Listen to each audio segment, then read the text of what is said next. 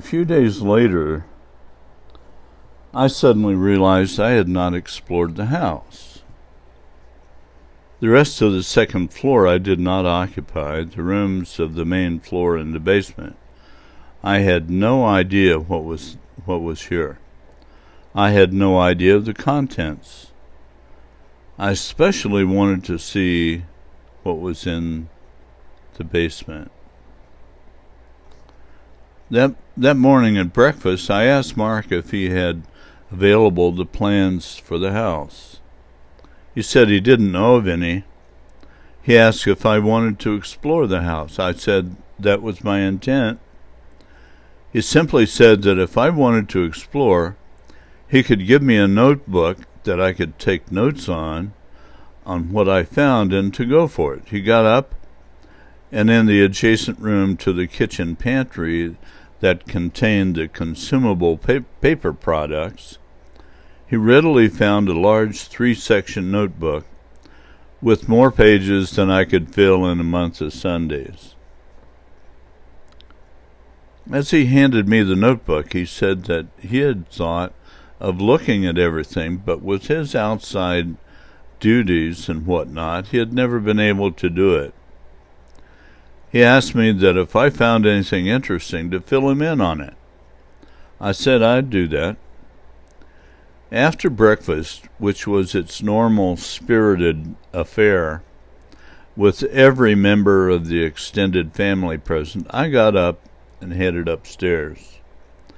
I noticed that Pinky settled herself in the library on the first floor and said to the room at large that she had some stuff to look up, and if anybody needed her for anything to let her know. I continued up the central staircase. I had no idea even how to begin. From the outside, the main house looked large, but not that large. I think the architect had been instructed to make the outside windows larger to increase the illusion of smallness in the house. I realized the discontinuity, but until I actively thought about what was inside, I thought there was something wrong. I was right. From the outside, the house actually looked like there were no more than four rooms on each floor. When I left my rooms to start my catalog house map tour, I could see from my door 7 more doors in my field of view. I also knew that the back of the house had a sort of recessed wing that wasn't visible from the front driveway. The sides of that extension were recessed from the back corner, maybe 20 feet on each side. I decided to start with that extension. I walked 10 feet to my right and then stopped suddenly. I turned around and looked down the hall. Mirror image. And down the hall, just before the last door on the right side, was a nearly invisible hallway that presumably led down the other side of the back extension. I slowly turned around and saw that my end of the hall had a hallway that turned to the right and went into that half of the back extension. I was confused. I thought there must be a whole lot more to this house than I thought. I stopped and drew out a rough diagram of what I could see from my door and a line off each end of the hall. I started walking and turned the corner to my left. I decided that I would give each room a cursory glance and then move on. Otherwise, I thought it would take me all day just to go through the place. I did that and found there were mostly empty rooms. But down at the end of the extension was a room with windows that looked out on the backyard that, in turn, looked out on the mountain to the south. It was a large space that appeared to take up the entire width of the extension. Before I entered the space, I looked behind me and could see 2 doors in that east wall of that west second-floor hallway, not including the door to the great room. The west wall had 3 doors. 5 doors to rooms, apparently, and if the eastern part of the extension was a mirror of this one, there were a total of 9 rooms, because I could see across the great room a similar door to where I stood. I entered the great room. It was like an overly large living room. This one had a couple of couches facing out to the south, and behind that, on the north side of the room, was a wet bar that appeared to be stocked. A regulation-sized fridge alongside with the sink and a large draining board. I could see a double door in that wall beside the fridge. I wondered where that led. The room was fully 50 feet long, and if the space behind that door led to another interior space in the second-floor extension, that would mean that the rooms on the hall, inside which, when I looked into on my way down that western hallway, would be something a little less than 20 feet. They were not that deep. They looked like maybe 15 feet deep. I walked over to these double doors, no handle, no lock keyway.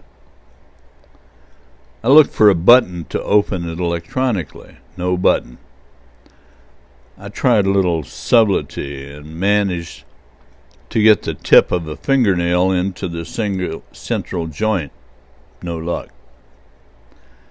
It was apparently a locked room behind the doors, and I probably should make note of it and just move on. I left the great room on the east side. I stopped and went back into the great room. I was still confused as to which was west and which was east. I sat down at a desk behind the couches and drew out a map. When I finished, I stood and left the room and went out into the hall. I briefly looked into each of the other 5 rooms, found them mostly empty except for one room where there seemed to be nothing at all. The room was ultra clean. I thought that room must be adjoining my spaces, as it was the last room on the inside of the extension. That explained why my rooms did not have any windows to the outside. The main house rooms got a similar quick look, as there was nothing of note in any of them, mostly empty, except for a few random pieces of furniture. I came down the stairs to the main floor, and as I passed, I saw Pinky hard at work, reading something at a desk in a notebook similar to mine, placed to the side where she took notes. She looked up as I stopped briefly to look at her. She looked at me and then got up and walked over to me and wrapped her arms around me. I did the same, and she laid her head on my chest. We stood there like that for maybe a minute. She seemed to let herself melt into me.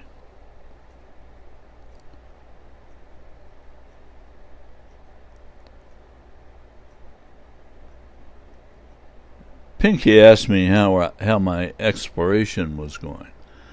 She asked this as if we had just not had a special moment, like a switch had been thrown. I said that there was sort of mystery in the back extension, but that I would talk to her later on about it. She said that if there was anything she could do to let her know that she was going to be in the library all morning. She let me go and walked back to her desk and resumed her work. In a light-hearted way, I thought that I was in no real mood to explore, but that I should just go do it and forget what had just happened. I looked in on the rest of the rooms I had not been in before. Several were completely bare. Some were ready for immediate use for parties or any number of events I could think of. Finishing with the main floor, I headed for the underground. I had seen from the driveway that there was at least a half-story underground, as I could see basement windows next to the ground level, up maybe a foot above the grade. So I walked to the steps at the east end of the house, going below. I stopped at the head of the stairs, and it struck me that maybe there may be peculiarities in the basement, too. So I walked the length of the house and found the west end had steps leading down also. Mirror image. I walked down one floor and found myself in a carpeted expanse with doors to rooms in front of me down the central hall. I turned to look, and I could see behind me on the west outside wall the windows to the outside. The whole west end of the basement was a great room with a huge TV on the inside wall, which with what looked like a quality sound system with speakers scattered around the perimeter. I turned and started walking toward the east. I passed 4 doors in that north side of the hall, 4 doors on the south side, with 2 passageways leading off to the south, and then I came to another great room on the east end. None of the rooms were occupied and were all empty, and it seemed recently cleaned. Carpet all had scrub marks and vacuum lines. Everywhere there were subtle signs of recent occupation, but nothing you could put your finger on. Just a feeling came into my mind that this place looked like a bunch of people had lived here and had just recently left with all their baggage. That east great room had a singular anomaly. On the south side there was a ramp down visible. I was drawn to it. It leveled out at what seemed to be a level 2 floors down. I walked to the end of a short level section of passageway. Double doors faced me, like the double doors in the second floor great room. There didn't seem to be any way to open them. I looked and poked and prodded to no avail. I was perplexed. I went into the east end great room, and as I got to the top of the ramp down, I saw again the east hallway south. I walked its length, and it seemed to be the same arrangement as the second floor. Nothing different, except the fact is it didn't have any windows except for those at the usual outside wall ground level. So now I had 2 floors above ground, with the attic above, and 2 floors below, with the lower level access via double doors I couldn't open. I wasn't even sure there was a second level below grade, just that ramp. What to do? I went back to the east basement great room and sat on a couch facing the east windows at grade.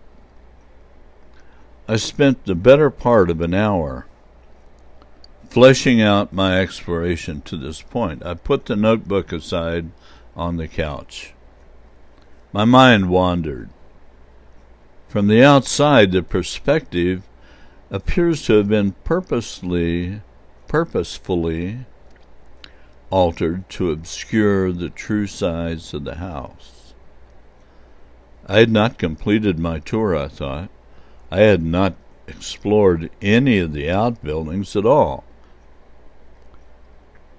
If they followed what I had seen in the big house, I could see myself spending the next week discovering anomalies.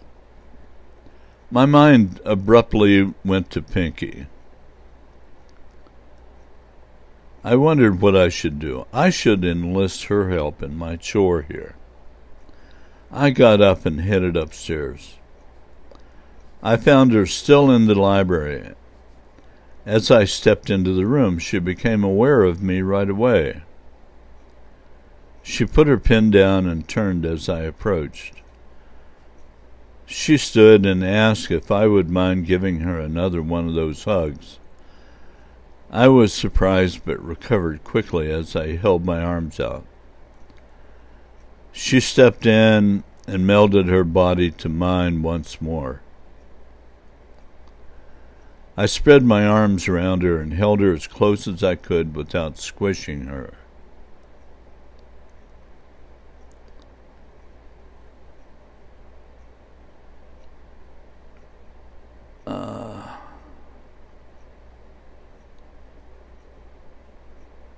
We kind of finished that hug. She abruptly let me go, stepped back.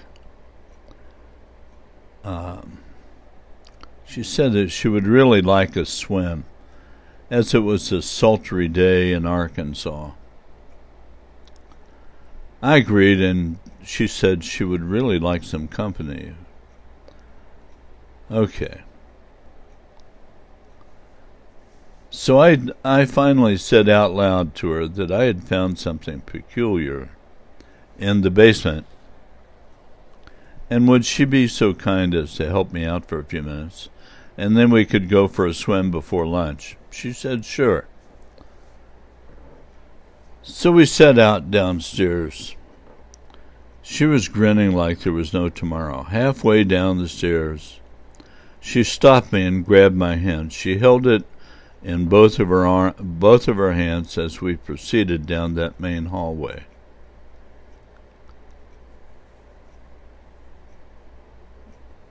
She told me that she thought I was going to show her the ramp down.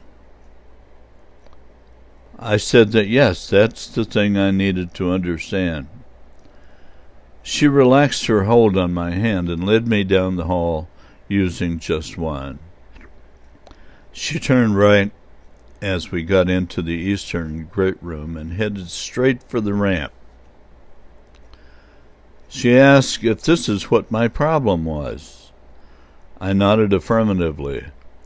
She immediately headed off down the ramp. She stopped. I stopped. She asked, "Are you ready for this?" I was confused. She had not shown me a key or a button or any sort of unlocking mechanism. We were still about 5 feet away from the door. I looked more closely at the double doors and could now see that they opened away from us. Going for broke, I said that I was ready for whatever she wanted to show me. Pinky took a deep breath and said that she had not shown anyone else about the door. She told me that she had sometimes been present when the door was used, but when that happened, the family had been instructed to stay on the first floor, and in no uncertain terms would they disobey that rule. Only she had been allowed to watch and go along. She said that she would tell me more at a later date. Not sure when that would be, she concluded.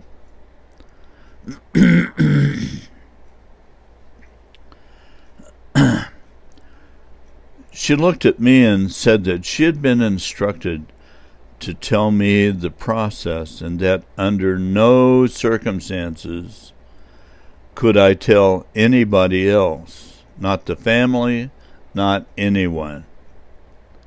I looked at this 10-year-old who suddenly looked and acted like she was in her early 30s. I stood there for maybe 5 minutes, absorbing this simple request.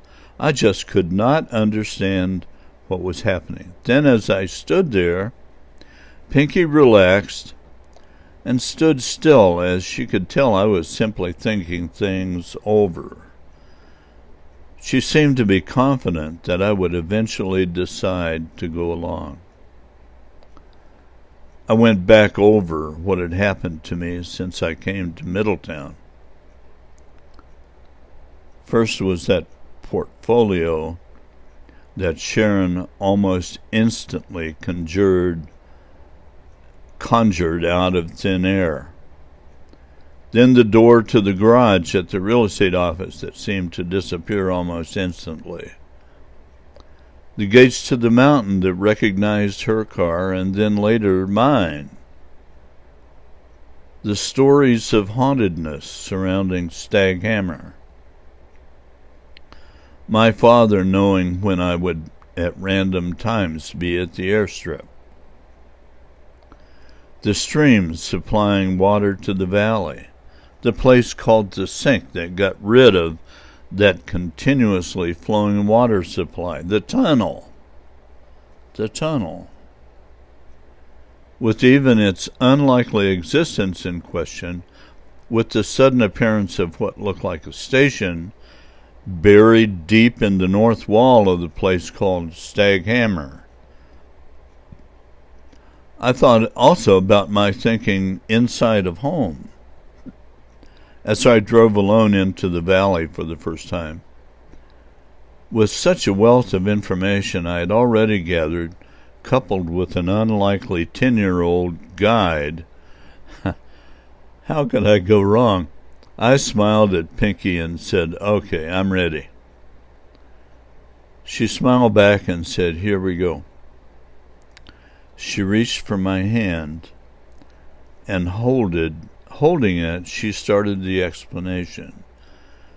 She said the door recognizes who approaches.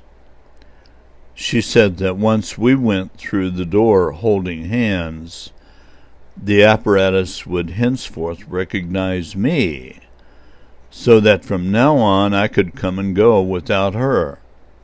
I nodded. I thought I was ready for anything. Later I thought I was naive to the max. She said, "Let's go." Started walking toward the door. She took one step toward the door, and I could see the door was already opening away from her.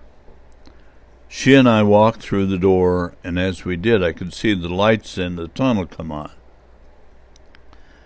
A few steps farther, the ramp down continued, and then made a sweeping turn to the right for what looked like about 90 degrees. At last we came to an opening into a much larger cross-tunnel that seemed to be leading off to the north and south. A flat, highly polished floor extended to the right and left, and disappeared into much smaller tunnels at the end of the station floor.